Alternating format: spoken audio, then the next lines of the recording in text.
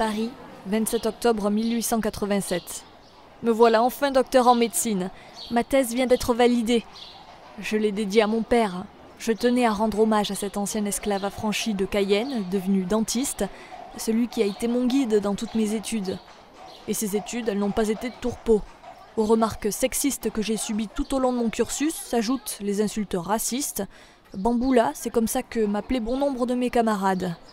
Mais aujourd'hui, j'ai réussi à me faire une place dans la corporation et ma couleur de peau importe peu.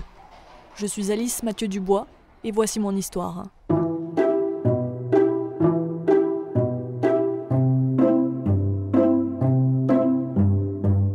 Vous écoutez Les Héroïnes de la médecine, le podcast d'Egora qui rend hommage aux femmes ayant marqué l'histoire de la profession.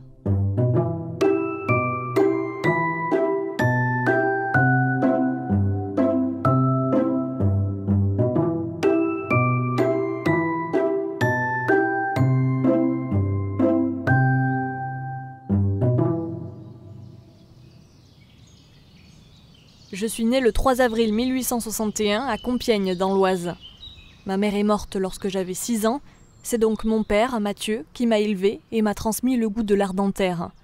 J'ai même pensé à devenir dentiste, moi aussi, mais j'ai finalement décidé d'emprunter la voie de la médecine, ouverte aux femmes par Madeleine Brès en 1875. Entre 1879 et 1881, j'ai passé les épreuves des baccalauréats de sciences et de lettres à Paris.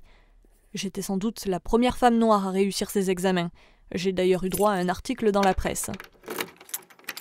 Je me suis ensuite installée dans la capitale pour pouvoir suivre mes études de médecine.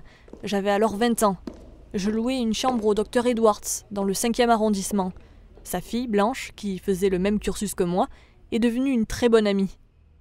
Quelle fille extraordinaire! C'est grâce à elle que les femmes ont pu se présenter au concours de l'externat en France à partir de 1882 et celui de l'internat dès 1885. C'est donc tout naturellement que je me suis inscrite au concours de l'externat en 1883 et j'ai été reçue 72e sur 254. Nous n'étions que 3 femmes à nous présenter.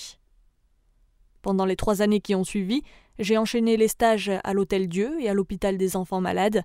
Mes professeurs me décrivaient comme une bonne élève, obéissante et dévouée, très assidue et exacte à son service.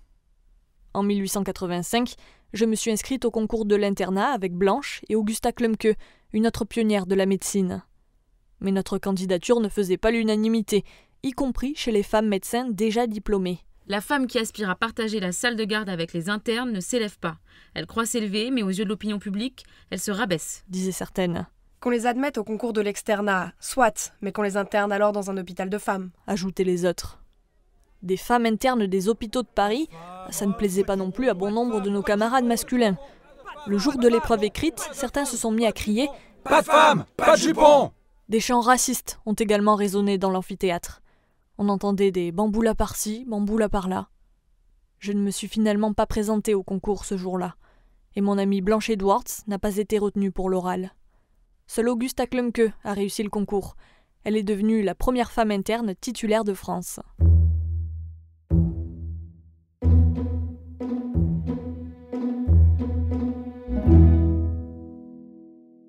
Quelques mois plus tard, le 21 janvier 1886, j'ai épousé Paul Saulier, qui était alors interne provisoire à l'hôpital Bicêtre. Nous nous sommes rencontrés à la faculté.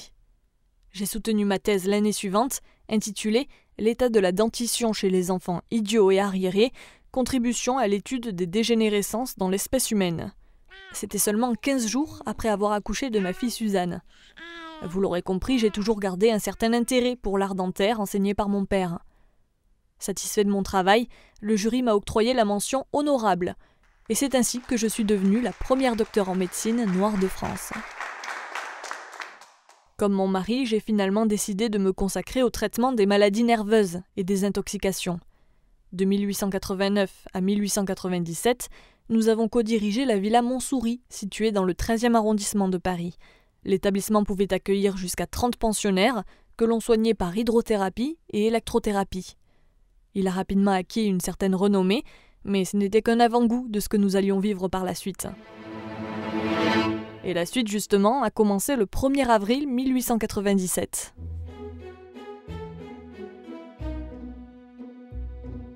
Ce jour-là, nous avons ouvert notre sanatorium à Boulogne-sur-Seine. L'établissement disposait d'une 50aine de lits et de tout le confort moderne. Éclairage électrique, ascenseur et même chauffage central, tout y était. Il était réservé aux patients qui souffraient de maladies nerveuses telles que la neurasthénie, l'hystérie, la chorée ou encore la sclérose en plaques.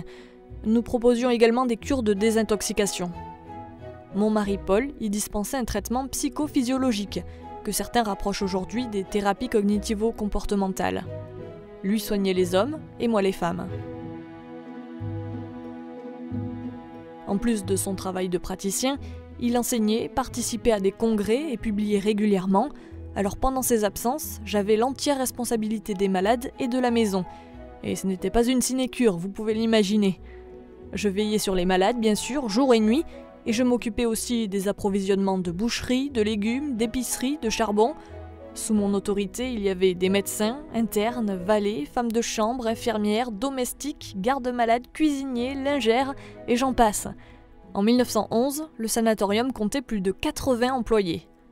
Sa réputation n'était plus à faire.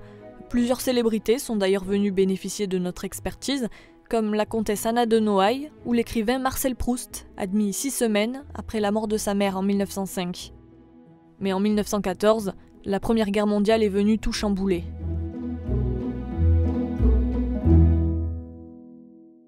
Paul a été mobilisé dès le début de la guerre, à sa demande. Et moi, j'ai dû gérer seul le sanatorium de Boulogne. Cet engagement m'a valu la croix de chevalier de la Légion d'honneur. Madame Saulier, avec un rare dévouement, a notamment assuré l'évacuation, fin août 1914, de tous les malades sur la zone de l'intérieur. Après la guerre, nous avons décidé de vendre l'établissement. En juin 1921, l'assistance publique l'a racheté, puis transformé en hôpital général, l'hôpital Ambroise Paré. Avec le docteur Morat, qui était médecin adjoint au sanatorium, nous avons repris la direction de la clinique neurologique de Saint-Cloud. Paul, lui, n'y travaillait pas. Il avait décidé de se consacrer à son travail d'enseignement et de recherche à Bruxelles. Mais nous reprenions tout de même ses méthodes. Il est mort en 1933, des suites d'une infection post-opératoire. J'ai continué d'exercer, même au-delà de 70 ans, toujours avec le même dévouement envers mes patients. Je n'avais pas de plus belle distraction que de les soigner. Avant que la Deuxième Guerre mondiale n'éclate, j'ai travaillé au sanatorium de Malmaison, à Rueil, en tant que collaboratrice. Puis ma maison et la clinique de Saint-Cloud ont été réquisitionnées par les Allemands. Je suis donc partie vivre auprès de ma fille à l'hôpital Sainte-Anne, où son mari était médecin-chef. Et je suis morte peu de temps après, le 29 janvier 1942.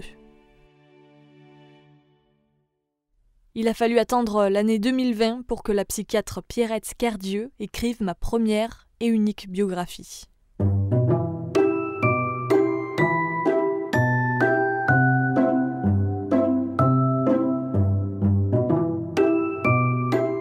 C'était Les Héroïnes de la médecine, un podcast de Justine Morel, produit par Egora.